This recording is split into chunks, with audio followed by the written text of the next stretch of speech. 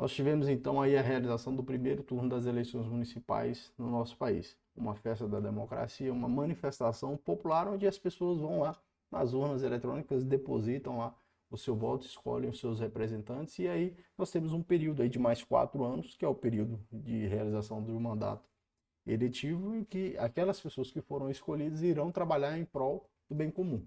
Claro, a gente hoje tem vivido uma situação de muita discussão política, principalmente através das redes sociais. Esse é um assunto que eu sempre estou trazendo aqui no canal, conversando sobre isso, principalmente porque eu tenho desenvolvido a dissertação de mestrado justamente sobre a liberdade de expressão, os limites ao exercício da liberdade de expressão sob a perspectiva lockeana, ética e filosofia política. E o que acontece? Nós vivemos um período muito acirrado de discussões que se dão através das redes sociais, da propagação de informações, de notícias, de compartilhamento de vídeos, áudios, enfim, muita informação ventilada e muita informação também que confere ou que gera uma discussão muito profunda e até agressiva às vezes. O que acontece, muita gente esquece, esse é o propósito desse vídeo, é que aquele que é eleito, aquele que é escolhido pela maioria, e a democracia acaba conduzindo a isso, uma escolha é realizada pela maioria, aquele que é eleito, ele também precisa governar, administrar, legislar, trabalhar para aqueles que perderam ou aqueles que não tiveram o seu candidato eleito. Então, se você tem no seu município 3 candidatos ao cargo de prefeito, um deles foi vencedor, 2 perderam. Veja, os 2 que perderam tiveram alguma expressão de votos, 10, 20, 30% que seja somados. Então, esses 2 que perderam têm o seu eleitorado também. E aquele que venceu tem que administrar, gerir ou gerenciar para aqueles que perderam também. Porque a democracia não importa numa derrota da minoria, né, uma vitória da maioria sobre a minoria, de modo que a minoria seja inobservada. A minoria também tem que ser observada. E olha só o nosso país, a diversidade que existe no nosso país. A diversidade de cor da pele, a diversidade de questões sexuais, a diversidade de gênero, a diversidade de regiões. Há uma diversidade muito significativa no nosso país. E todas as pessoas estão no mesmo barco, que é esse Brasilzão, né? E aqueles que são eleitos para administrar o município, no caso os prefeitos, juntamente com os membros do Poder Legislativo, os vereadores que estarão presentes na Câmara de Vereadores, essas pessoas têm que administrar, têm que trabalhar pensando no bem comum, na coletividade. E, com certeza, aquelas pessoas que mais precisam do Estado merecem a atenção mais especial ainda daqueles que estão administrando. Aqueles que administram têm que pensar na diversidade, têm que pensar naqueles que não venceram. Eu digo assim, não venceram porque realmente hoje a gente tem algo assim, né? Aqueles que ganham comemoram, pelo menos através da rede social, como se tivesse derrotado o adversário. Mas isso não implica dizer que o adversário perdeu. Veja só, não é como uma disputa em que aquele que perde vai ser escorraçado. Não, o que perde também precisa de que aquele que venceu administre em prol dele. Veja, o cara que vence, o candidato que vence, ele não vence para ele somente, ele vence para administrar, porque as pessoas confiaram nele a representatividade. E por ter confiado nele, ele vai ter que gerir, administrar, legislar, que seja em prol daqueles que o elegeram, e bem como aqueles que não o elegeram, inclusive o adversário. Então, se eu sou um munícipe e eu concorri, um munícipe aqui do município de Ji-Paraná, eu concorri ao pleito de prefeito, perdi, o que venceu também tem que administrar para mim, percebe? Porque eu sou um cidadão. E existe uma fatia muito grande de serviços que são prestados pelo Estado que não tem uma utilização singular. E o que eu quero dizer com isso?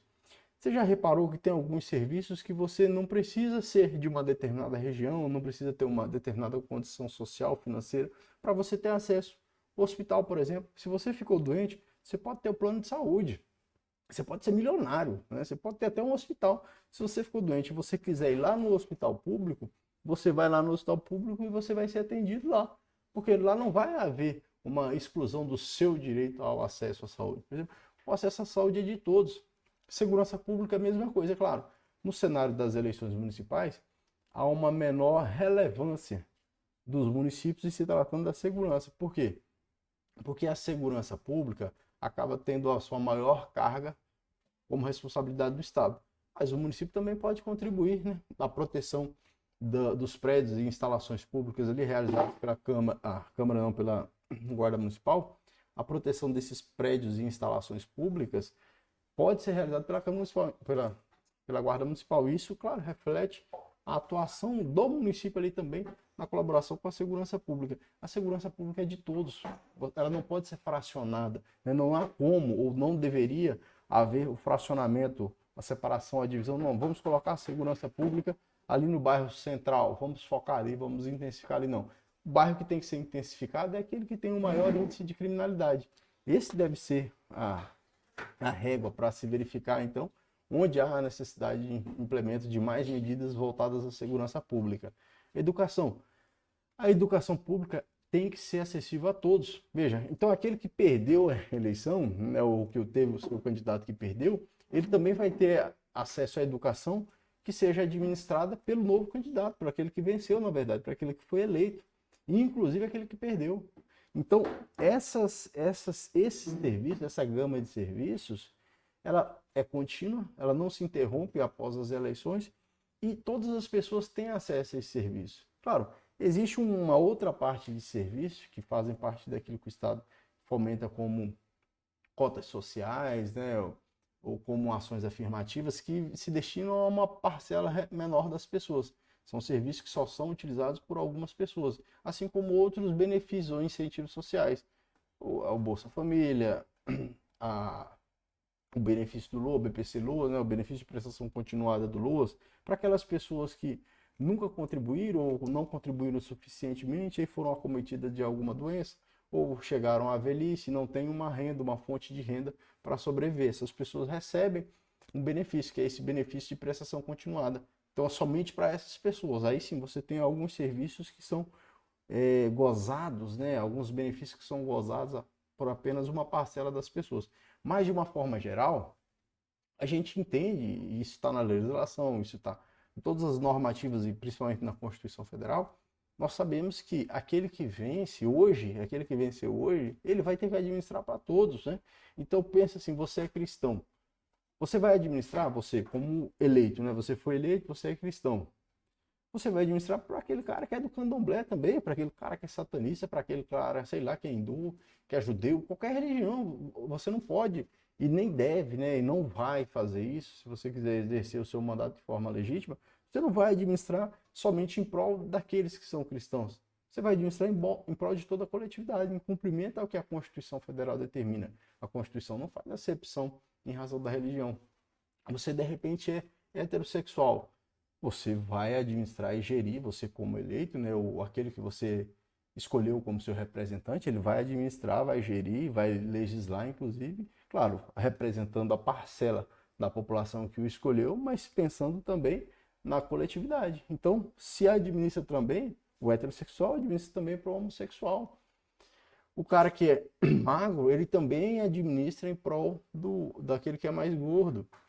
Isso faz parte de viver em sociedade, né? Não é porque uma determinada parte se logrou vencedora, né? Conseguiu vencer as eleições, que a parte que perdeu vai ser escorraçada, né? Às vezes, esse nível de disputa e de discussões que a gente vê, às vezes ofensas, né? Faz parecer até o seguinte, olha, o cara que perdeu vai ter que sair da cidade, né? E todo mundo que votou nele vai ter que sair da cidade, vão perder suas propriedades, enfim. Não é isso não vai acontecer, não é assim que tem que ser tratado, não, nem pode ser assim, isso é um absurdo. Isso não é democracia. A democracia é a manifestação da vontade da maioria, mas com respeito à minoria. Então aqueles que perderam, né, aqueles que não tiveram os seus representantes consagrados como eleitos, aqueles que não tiveram os seus representantes ocupando as cargas lá do legislativo ou do executivo, essas pessoas também vão ter que ser geridas, administradas, né, em se tratando da aplicação de direitos, se tratando do cumprimento das normas constitucionais por parte daquele que venceu. Então, os derrotados estão juntos com aqueles que venceram.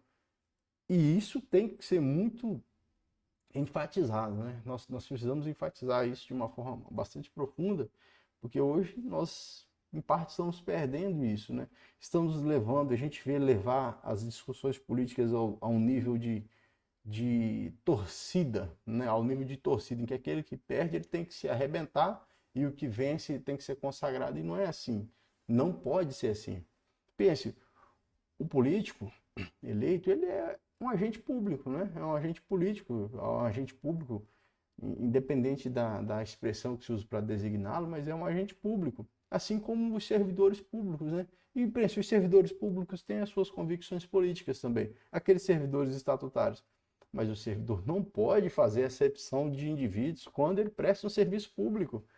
E com mais razão ainda aquele que presta um serviço de administração, que é quase um sacerdócio, né? Administrar pessoas em prol do bem comum, em prol do bem coletivo. Não tem como essas pessoas que estão ocupando esses cargos de tamanha relevância fazer acepção de pessoas, né?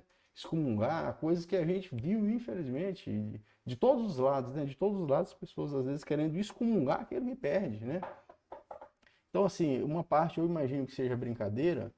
Hoje eu vi algumas postagens no Instagram, no WhatsApp, as pessoas dizendo assim, por exemplo, arruma a mala aí, né? Com aquela canção, arruma a mala aí, a postagem. Talvez isso seja uma brincadeira, assim, mas veja, amanhã, segunda-feira, amanhã, no novo dia, naqueles municípios em que já houve a definição ali do prefeito e dos vereadores, é onde se inicia o trabalho, né? O trabalho de passagem, então, da administração para aquele novo indivíduo que foi eleito. E a continuidade, os serviços públicos, eles são contínuos, eles não vão ser interrompidos, nem podem ser interrompidos. E é importante também, de repente, quando um venceu e o outro vai ter que sair no meio do mandato, que aquele que foi eleito, então, que continue aquilo que é bom, continue com aquilo que é bom, administrando em prol de toda a coletividade. Não é isso?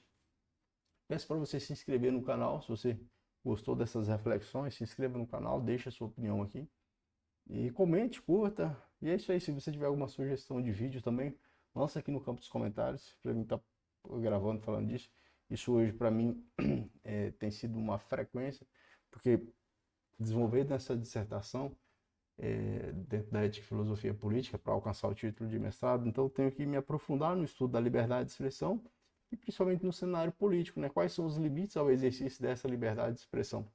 E isso, claro, isso proporciona um aprimoramento do conhecimento, especificamente ali nas lições de John Locke, tá certo? Se você tem interesse também sobre isso, pode lançar aí no campo dos comentários e a gente se vê no próximo vídeo. Valeu, forte abraço e até mais.